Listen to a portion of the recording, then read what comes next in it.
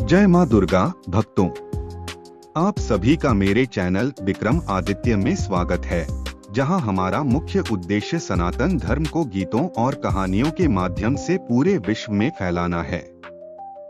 आज मैं आपको महादानवीर कर्ण की एक अद्भुत कथा सुनाने जा रहा हूं। आखिर क्यों पूरी जिंदगी सत्कर्म करने के बावजूद, क्यों जरूरतमंदों की सहायता करने के बावजूद कर्ण को अपने जीवन भर अपमान और पीड़ा झेलनी पड़ी। इस रहस्यपूर्ण कहानी की शुरुआत कुछ इस प्रकार होती है। कर्ण एक पूर्व जन्म का ऋण। महाभारत के सबसे दुखद और जटिल पात्रों में से एक कर्ण को उनकी उदारता, दानशीलता और अटूट निष्ठा के लिए जाना जाता है। लेकिन इन महान गुणों के बावजूद उनका पूरा जीवन पीड़ा, अपमान और संघर्ष से भरा रहा। उनके जन्म से ही उन्हें अस्वीकार किया गया, तिरस्कार सहना पड़ा और अंत में एक त्रासदीपूर्ण मृत्यु मिली। लेकिन क्या यह सब केवल उनके वर्तमान जीवन की घटनाओं का परिणाम था? नहीं, कर्ण का यह दुखद भाग्य उनके पूर्व जन्म के कर्मों से जुड़ा था।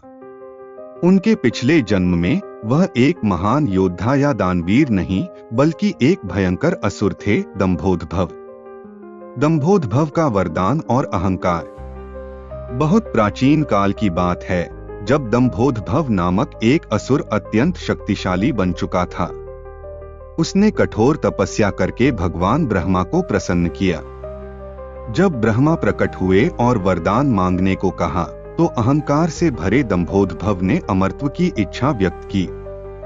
हालांकि अमरत्व न मिल सकने के कारण उसने एक अत्यंत धूर्त वरदान मांगा, उसे 1000 कवच प्राप्त हों और प्रत्येक कवच को तोड़ने के लिए किसी योद्धा को 1000 वर्षों तक उससे युद्ध करना पड़े।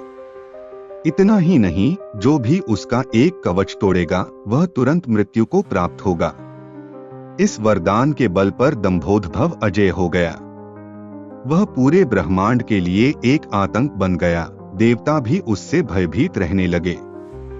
लेकिन जब अधर्म बहुत बढ़ जाता है, तो सृष्टि का संतुलन बनाए रखने के लिए दिव्य शक्ति का हस्तक्षेप आवश्यक हो जाता है। नरनारायण का दिव्य अभियान। भगवान विष्णु ने दंभोद्भव के अत्याचार को समाप्त करने के लिए नर और नारायण नामक 2 महर्षियों के रूप में अवतार लिया।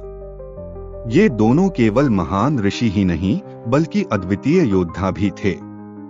उन्होंने संकल्प लिया कि वे इस राक्षस को पराजित करेंगे और धरती को उसके आतंक से मुक्त करेंगे।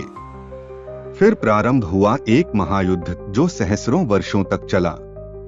नर और नारायण ने दंभोद्भव से युद्ध किया और एक-एक करके उसके कवच नष्ट करने लगे। लेकिन समस्या यह थी कि जो भी उसका एक कवच नष्ट करता, वह तुरंत मृत्यु को प्राप्त होता। इसलिए जैसे ही नर एक कवच को तोड़ते, वे मर जाते और नारायण अपने दिव्य शक्तियों से उन्हें पुनः जीवित कर देते। यह चक्र तब तक चलता रहा जब तक कि दंभोद्भव के 999 कवच नष्ट नहीं हो गए। अब केवल एक अंतिम कवच बचा था। अपनी आसन्न मृत्यु को भांपकर दंभोद्भव भयभीत हो गया और शरण में जाने का नाटक करने लगा। भगवान नारायण ने उसकी प्रार्थना स्वीकार कर ली, लेकिन यह निश्चित था कि वह अपने कर्मों से बच नहीं सकता था। नारायण ने उसे पृथ्वी पर मनुष्य के रूप में जन्म लेने का वरदान दिया, लेकिन यह भी तय कर दिया कि उसे अपने पूर्व जन्म के कर्मों का फल अवश्य भोगना पड़ेगा। इस प्रकार दंभोद्भव का पुनर्जन्म हुआ कर्ण के रूप में। कर्ण का दुखमय जीवन पूर्व जन्म का परिणाम। कर्ण का जीवन उनके पूर्व जन्म के पापों की छाया में व्यतीत हुआ। उन्हें जन्म से ही दिव्य कवच और कुंडल मिले, लेकिन उनकी मां कुंती ने उन्हें जन्म लेते ही त्याग दिया। वह नदी में प्रवाहित हुए और एक सारथी के घर पर उनका पालन पोषण हुआ।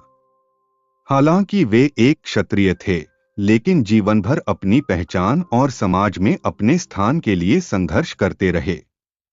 अपने पूरे जीवन में कर्ण ने दुर्योधन की मित्रता निभाई, भले ही उन्हें यह ज्ञात था कि वह अधर्म के मार्ग पर था। उनकी निष्ठा, उनकी दानशीलता और उनके कौशल के बावजूद उनका जीवन दर्द और अपमान से भरा रहा। अंततः युद्ध के मैदान में जब उनका अंतिम कवच भी इंद्र के छल से उनसे छीन लिया गया तो उनका अंत निश्चित हो गया। अर्जुन, जो स्वयं पूर्व जन्म में नर थे, ने कर्ण का वध कर दिया और इस प्रकार कर्म का चक्र पूरा हुआ। शिक्षा, कर्म का अटल न्याय। कर्ण की कहानी हमें यह सिखाती है कि कर्म से कोई नहीं बच सकता, चाहे कोई कितना भी महान क्यों न बन जाए, पूर्व जन्म के कर्मों का फल अवश्य भोगना पड़ता है। कर्ण, जो अपने जीवन में एक महान योद्धा और परोपकारी व्यक्ति थे, अपने पूर्व जन्म के पापों के कारण दुख और अपमान के भागी बने। यह कथा हमें यह भी सिखाती है कि जीवन में हमें हमेशा धर्म और सत्य का मार्ग अपनाना चाहिए, क्योंकि हमारे कर्मों का फल देर सवेर हमारे सामने आता ही है। इस प्रकार यह महाभारत की सबसे गूढ़ और महत्वपूर्ण शिक्षाओं में से एक है, कर्म का न्याय अटल है। ऐसे और भी भक्ति गीत सुनने के लिए जिनमें भगवान चालीसा, रक्षा कवच, स्तोत्र, मंत्र, स्तुति, ग्रहों के उपाय आदि शामिल हैं, सभी भारतीय देवी देवताओं के भजन सुनने के लिए YouTube पर विक्रम भक्ति सर्च करें, सब्सक्राइब करें और बेल आइकन दबाएं। वहां आपको सभी भारतीय देवी देवताओं के लिए विशेष रूप से बनाई गई अलग अलग प्लेलिस्ट मिलेंगी। आइए इस संसार को फिर से सत्ययुग जैसा बनाएं। आइए हम सब अपने मन और हृदय को पवित्र करें भगवान के पवित्र भजन सुनकर और एक दूसरे के साथ शेयर करके।